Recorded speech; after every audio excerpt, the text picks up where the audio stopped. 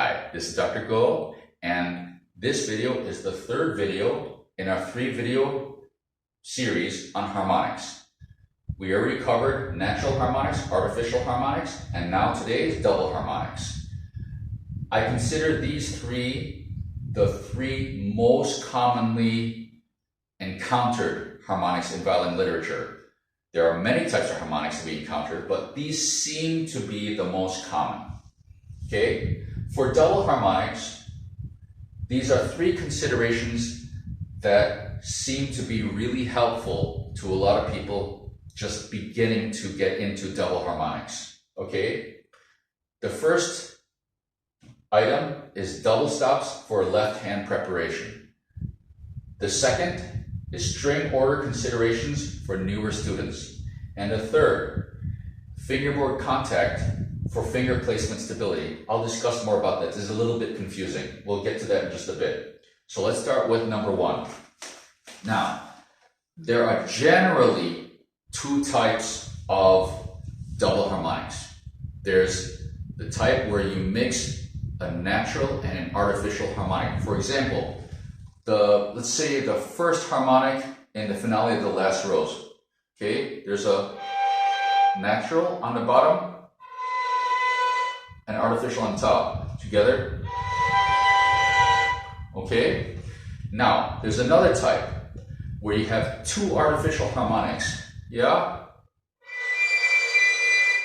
Okay, so that's another type. Now, in preparation for those, the most common intervals that seem to help a lot with those are number one, fifths, okay? So, and so on and so forth, okay? You'll want to work with if you have a teacher, work with your teacher to find the most friendly and efficient way for you to excessively practice these with as little tension and difficulty as possible. Fifths should be as easy as possible to execute, okay? Now, the next interval that seems to help a lot, octaves, yeah?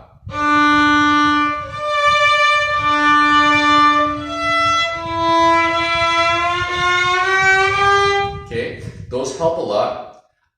A third one are sixths, yes? The interval to sixth. And so on and so forth. Okay, and finally, another one that's used a lot is the reach of a fifth, which I like to practice using unison. So,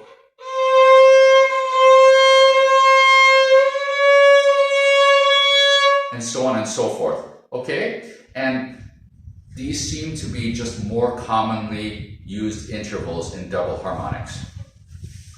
Now, item number two, string order considerations for newer students. A lot of times students struggle with trying to get a sound out of double harmonics, okay? So, in the case of the first type of double harmonic where you have a natural and an artificial harmonic placed together, for example, that one I showed of the first harmonic from the finale of the last rose, that is a natural and an artificial together. Okay, now for a newer student trying this for the first time, a lot of times they get all sorts of weird sounds because they're not sure how to negotiate the strings at first. It's easier for them in most cases, not all, in most cases, to first realize the natural harmonic. So establish the placement, okay, and then for the bow to realize the natural harmonic first. And from there, they can begin tuning it. As you can hear, my artificial harmonic is a bit sharp, so I actually have to tune that down a little bit, okay? So that's just one consideration. Another one is, for example, the second example I gave of, okay? Now, sorry, that was a horrible sound, but in that case, string order, in this case, we have the reach of an octave on the top string, or a fourth, you could say. The bottom is a major third. So, together. Now, for newer students, it's easier a lot of times for them to first realize the top one, the fourth, and then break down to the third. Okay, now, in certain times, some students, I've also found the opposite to be true. Okay, so this is not a cure-all for everything. Some students, depending on the way they approach, the bottom is better. Some, the top. Depends on the student. But I will say the majority of students that I've started on double harmonics like this, they tend to find it easier to start with the fourth, the 1/4, to start with the regular artificial harmonic, the normal one, the stretch of the fourth. Okay. Third issue, fingerboard contact for finger placement stability. Now this is something I'm going to talk about in my next series, which is on double stops. And I have discussed it before in my Paganini Caprices tutorials. But here's the thing, the basic idea is this. When you put your finger on top of the string is a slippery thing. It's kind of like, it's almost like putting your foot on ice. Yeah, it's slippery. However, if you put your finger on the fingerboard, your finger tends to get better purchase than it would on top of the string. Think of it, the string is very, very thin and slick. Yeah, that's why it's easy to shift.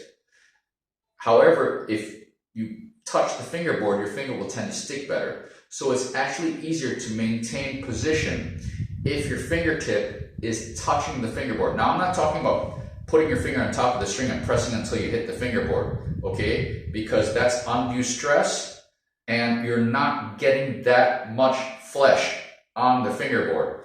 What I'm talking about is actually going somewhere between the strings or past the string and putting a lot of fingertip on the fingerboard so you really stick. Yeah. So when it comes to double harmonics, a lot of people get very frustrated because on some of those big reaches, the ones that are like unisons, the fingers tend to move around, especially when you're trying to tune. Okay. So in that case, it gets very important to maintain the proper finger placement. Okay. And you always want as many control items as possible when you experiment. Yeah? You don't want too many experiments going on at once because then it's very difficult to have consistency. So, for example, let's take that first from the last rows, okay? I actually put my first finger almost like I'm doing a fifth between the D and the G string. I almost touched the G string, okay? And I'm pulling the string this way to make sure I don't touch the G string. But because I'm doing that, I'm putting a lot of skin onto the fingerboard. My finger is not going to move. I am confident it's not going to move. Yeah? See, you can see when I put it down, I'm pulling it as I go over. And so I would say easily 1/3 of my finger, of my index finger, is in contact, the tip of it is in contact with the fingerboard, and just the natural weight of my finger is making that stick. I don't have to worry about that. I can play around with the other two fingers and get those in tune. Yeah? So, I hope that these 3 items help people to get a decent start into double harmonics. Now, are double harmonics hard? They can be frustrating, but honestly speaking, I see them as a basic because if you followed my series on the Twinkle tutorials, playing near the bridge, if you followed after that my discussion on natural and artificial harmonics, you see that playing double harmonics is just a slightly, I would say it's just an application of several things at once. It's not really anything new and mind-boggling, okay? It's just combining a few elements together. So I would still consider them a basic. If you look in books such as Carl Flesch Scale Systems, Subject Opus 1 Part 4, they all have harmonics in them. And in the case of Chia-Chien, you see double harmonics inside of it. There's a reason why. These really are a basic, okay? So if you approach it carefully, logically, systematically, they are very accessible. You just have to take your time. If you have a teacher, work with your teacher, please. Take your time, keep relaxed, stay efficient. I hope this has been helpful to those of you who are getting into double harmonics, and maybe cause for good discussion for those of you who are experts at them already. And I wish everyone the best in the journey on this great instrument. Cheers.